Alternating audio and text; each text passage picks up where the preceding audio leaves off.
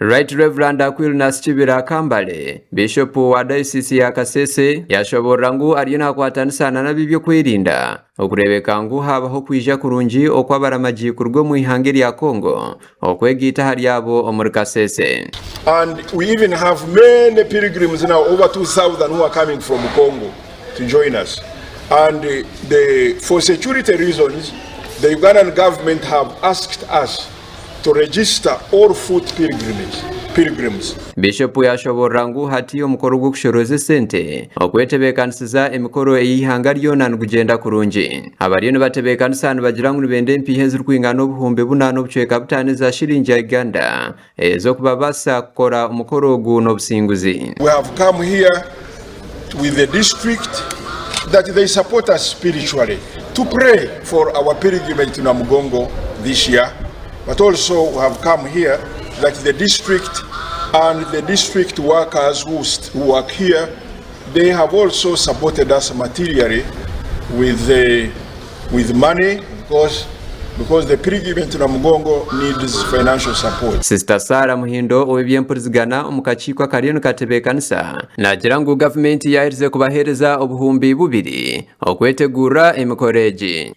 Kandi tukatsikana erisima government ya Uganda habwa 2 billions eshaba 3 hererya habwa ritekateko mu barono nebindi bitongole mutina benemusubo mwasha baroha shetu abahereraya yashaba abantu babutosha okwejumbera omuntebekanisa egi ari kugira ngu utere kushorora omunyikiriza naro mudini n'abantu bona bakasese. Kundi tukisa tugenda Namugongo sibendisharangiro kwa mukatoliki bakindisharangira buli mundu wose oyukarwe Kasese ne tukasaba abantu banyamuhanga bose oyuwangatroka kawete. First of all tukabasaba emisabe spiritually echo ni chikuru niribitwa saba no yuita ubukambo kauma wa muwando yuita chikuma yuita singahe mutu wetika yenga Diocese of Kasese. Abebembezi batandikire nabo kushoroza akasente omubantu nkomhwezi wa mkuru w'entebe ya 5 ahabwa district ya Kasese Honorable Bwambale Mande Galvazio ari kugira ngu district neja kwayo obukikuru 16 za shilingi ya Uganda ahabukorogo